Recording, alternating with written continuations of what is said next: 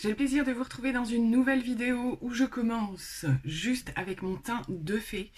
Ça va être une vidéo où on va tester ensemble quelques petites nouveautés dont j'ai déjà certainement dû vous parler et des produits en particulier que vous m'avez beaucoup demandé, et là j'entends de faire un make-up avec la teinte du liquide chromium de Natasha Denona, la teinte Scarab.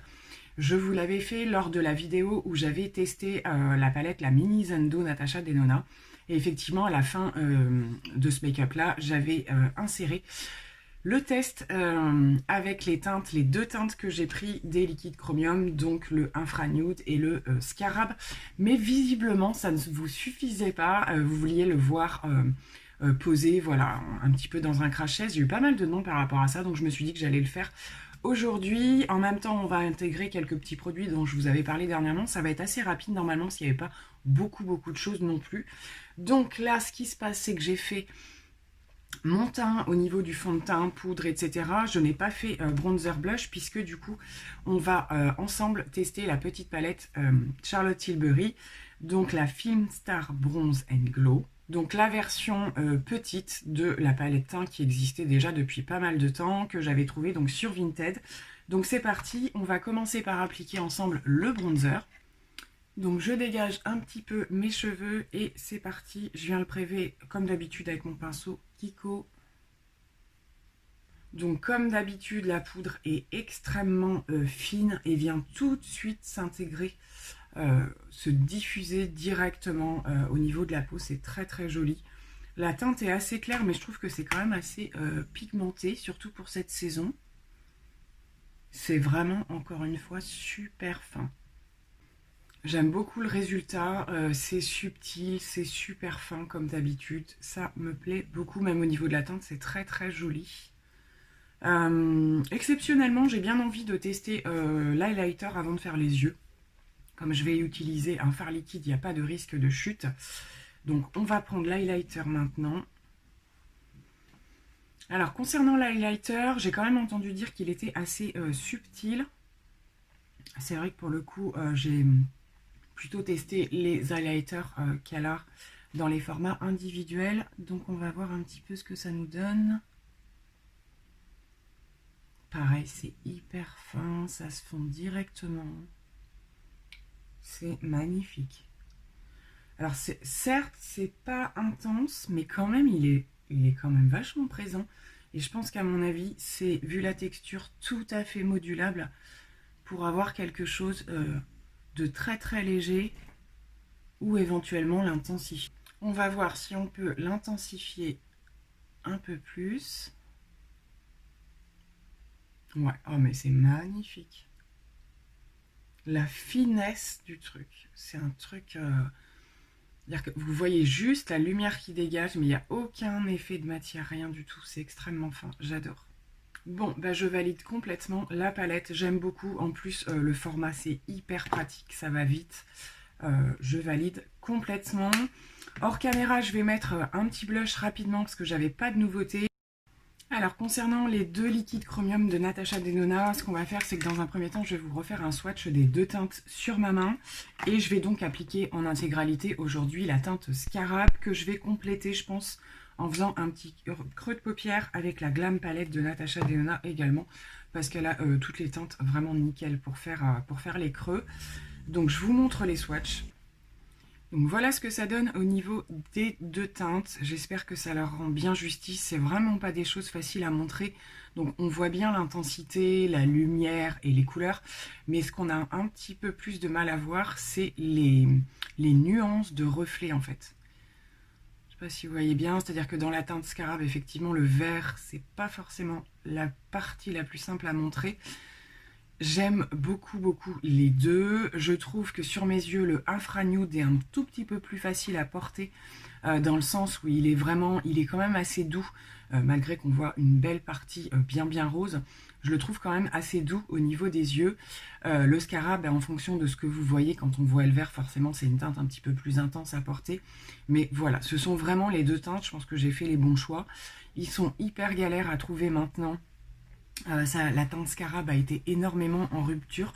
Je ne sais pas du tout où ça en sera d'ici à ce que je vous publie la vidéo. Je vous mettrai les liens en barre d'infos de là où je vois qu'il est dispo, en espérant que. Et sur Sephora sont arrivées d'autres teintes également. Pareil, je ne sais pas où ça en est au niveau des stocks. Petite parenthèse concernant la palette qui vient juste d'arriver, que j'avais mis dans ma vidéo wishlist, je vous la raccroche par ici. J'ai eu des retours de quelques personnes expliquant que cette palette c'est pas si top que ça, en particulier au niveau des mats. Donc j'attends de voir s'il y a d'autres retours. J'ai 2-3 personnes en tête qui ont dû la prendre là, qui devraient pas tarder à en parler. Et je suis curieuse de voir ce que donne, malgré tout, même si je pense que je la prendrai pas, les teintes justement duochrome comme ça en version poudre. Je sais pas du tout s'il y aura vraiment la même intensité ou quoi. Donc n'hésitez pas à me le dire dans les commentaires puisque j'ai vu que vous étiez plusieurs à avoir tenté le pas pour cette palette. Donc c'est parti. Du coup, je vais appliquer la teinte Scarab directement sur ma paupière. Je pense que je vais faire un petit creux avant. Des fois, avec ce genre de fard liquide, je fais le creux juste avant ou juste après, ça dépend, pour mélanger les teintes. Là, je vais prendre une teinte de la palette Glam que je prends, que j'utilise énormément. D'ailleurs, je commence même à la creuser. C'est celle-ci, qui est idéale pour les creux. C'est vraiment une de celles que j'utilise le plus. Donc c'est parti pour le creux de paupière dans un premier temps.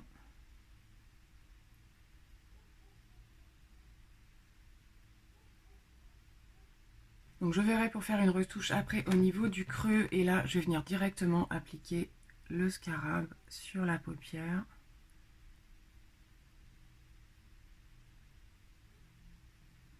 Donc je trouve qu'à l'application, on a une couleur quand même assez douce. C'est pas quelque chose de voilà, qui va nous paraître fluo. Je trouve que par rapport au visuel qu'on a vu, c'est pas si intense que ça.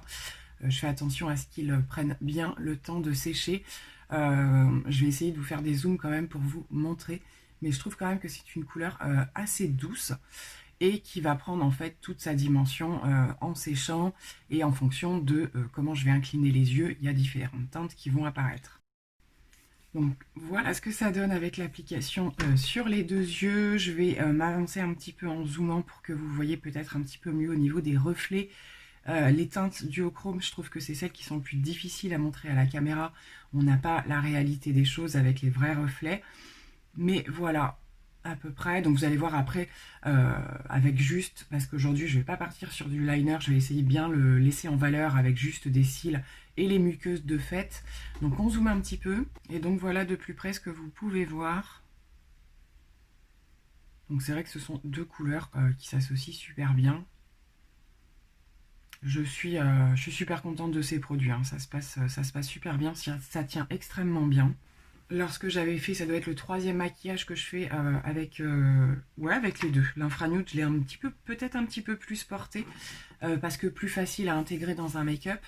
Voilà, mais ce que j'aime avec ce genre de fard, c'est que voilà, juste un creux et je mets ça. On peut l'intégrer aussi dans un make-up vert. Hein. Ça, je pense que je vais essayer par la suite. Mais c'est vrai que j'en suis, en tout cas au niveau de la qualité du produit, moi de mon côté, j'ai rien à redire, ça file pas, ça tient bien. Vous voyez qu'il y a une belle opacité, c'est pas en transparence. Donc voilà, je vais l'accessoiriser un petit peu au niveau des muqueuses, tout ce qui sera au crayon. Je vais juste utiliser le marron foncé de Charlotte Tilbury. C'est le Barbarella Brown. Et on va passer au mascara. J'ai fait mes muqueuses et mes ras de cils assez intensément. Ce crayon de Charlotte Tilbury, il est juste dingue en termes de pigmentation. Voilà, pour quand même venir intensifier ce make-up. Et je vais du coup, hein, pour vous faire plaisir tant qu'à faire, je vais intégrer un petit peu de la teinte infranude au niveau du dessous de l'œil, hein, pour faire vraiment quelque chose de très très fin et de lumineux. Donc c'est parti, on va le glisser par là. C'est vraiment des fards qu'on peut utiliser de différentes manières. Hein.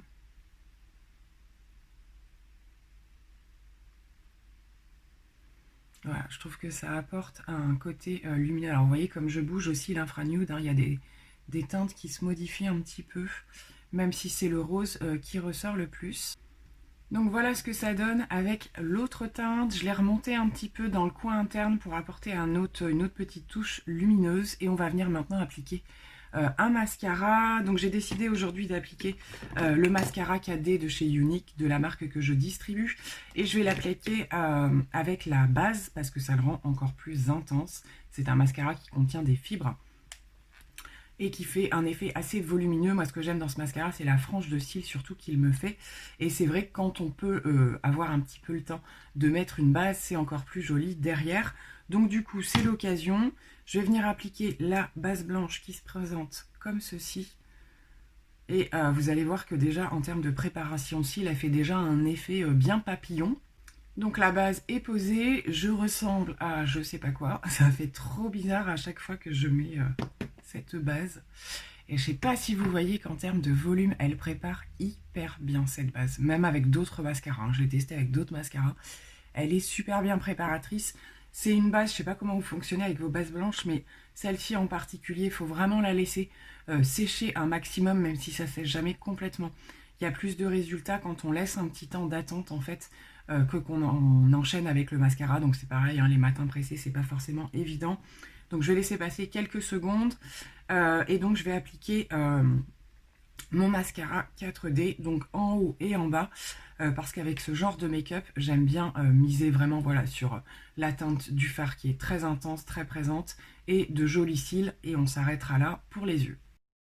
Donc voilà ce que ça donne avec la base plus le mascara posé. Donc j'ai 2 couches de mascara, une couche de base.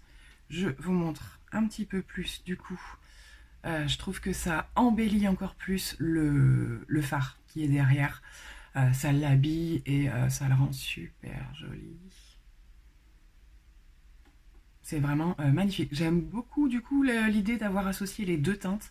Alors ça fait un maquillage très holographique, duochrome, voilà, on sait peut-être pas trop où regarder.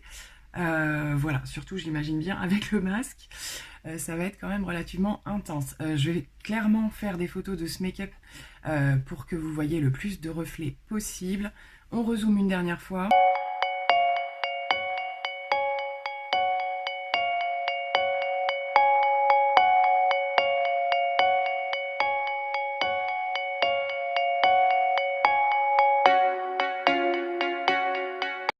Concernant les lèvres, la dernière nouveauté qui n'en est pas une que j'avais pris, c'était une autre teinte des Sephora sans transfert, hein, les rouges à lèvres liquides. Donc une teinte très très très très nude. Je vais le poser pour que vous puissiez le voir puisque c'est un des derniers que j'ai pris. J'aime beaucoup, c'est clair que ça va calmer le jeu au niveau des yeux et je vais voir après si je le laisse mat ou pas. Voilà pour le look final, comme je vous le disais, c'est une teinte très très très très clair. C'est vrai qu'avec le make-up que j'ai fait, on est parti sur un truc complètement neutre, mais je n'ai pas dit mon dernier mot. J'avais pris la nouveauté Gloss de Charlotte Tilbury en teinte Pillow Talk, et donc c'était la teinte la plus claire. Donc du coup, une fois que le rouge à lèvres va être sec, je vais venir un petit peu réchauffer cette teinte de rouge à lèvres qui est très très belle quand j'ai des make-up très très chargés au niveau des yeux. Là, c'est vrai que je trouve que ça fait peut-être un petit peu fade pour le coup. Je n'ai pas non plus, et ça m'arrive parfois, fait d'ombrer. J'ai fait quelques ombrés avec cette teinte-là, avec une teinte un petit peu plus chaude, juste au niveau du contour. Concours, ça m'obsède. Et c'était un petit peu plus chaud, mais j'aime beaucoup quand même. Après, c'est beaucoup de la couleur de mes lèvres. Donc, il doit être sec. Je vais venir appliquer le Pillow Talk par-dessus. Donc voilà, ça fait pas une énorme différence de teinte, mais je trouve que ça lui apporte de la dimension. La teinte Pillow Talk qui a plein de petites micro-paillettes à l'intérieur. Et je trouve que ça redonne la dimension à la teinte du rouge à lèvres mat que j'aime énormément. J'adore ce genre de teinte en ce moment. J'ai un Charlotte Tilbury qui lui ressemble beaucoup d'ailleurs, je trouve, mais en rouge à lèvres crémeux. Et j'aime bien, même si c'est assez froid comme teinte. Ça calme vraiment les choses au niveau de l'ensemble du make-up par rapport aux yeux. Donc, je me repimpe un petit peu et on fait le point sur ces produits. Donc au niveau des produits que j'ai pu utiliser avec vous, entière satisfaction. Certains je les connaissais déjà, les liquides chromium, ça fait plusieurs fois que je les utilise déjà et j'en suis complètement satisfaite. J'hésite encore à prendre d'autres teintes. Certaines autres teintes me font un petit peu plus peur, en particulier celle qui a beaucoup plus le sous-ton rouge, je crois que c'est la Dragon quelque chose, et celui qui a les sous-tons un petit peu plus violet aussi. Je sais pas, je me tâte encore, je vais y réfléchir. Je crois que pour le coup, je préfère encore les prendre en liquide que d'investir dans la palette en fait, où je risque de pas me servir des autres fards. Finalement. Concernant la palette de teint Charlotte Tilbury, c'est juste une merveille. Je me suis régalée à l'utiliser. L'highlighter est subtil mais magnifique quand même. C'est vraiment la texture de la poudre qui fait tout à chaque fois sur les produits Charlotte Tilbury. Donc on revient 2 petites minutes sur les yeux. J'aime beaucoup ce type de make-up. J'aurais pu accentuer encore avec un liner, mais je trouve que j'ai envie de laisser toute la dimension à ces teintes-là, qui sont vraiment super jolies. Donc j'espère que j'aurai répondu à votre demande de particulièrement voir cette teinte scarab sur mes yeux. Voilà, c'est chose faite. Je vous partagerai également des photos sur Instagram, très certainement. En tout cas, je vous remercie d'avoir suivi cette petite vidéo. C'était assez court, mais comme je le disais la dernière fois, je trouve ça aussi bien de zoomer, en fait, de ne pas faire un ensemble, un full face avec que des nouveautés. Au moins, on se centre sur des produits en particulier et ça me permet, moi, de vous donner un avis un petit peu plus approfondi. En attendant de vous retrouver lors d'une prochaine vidéo, je vous fais plein de gros bisous. À très vite, prenez bien soin de vous. Bye.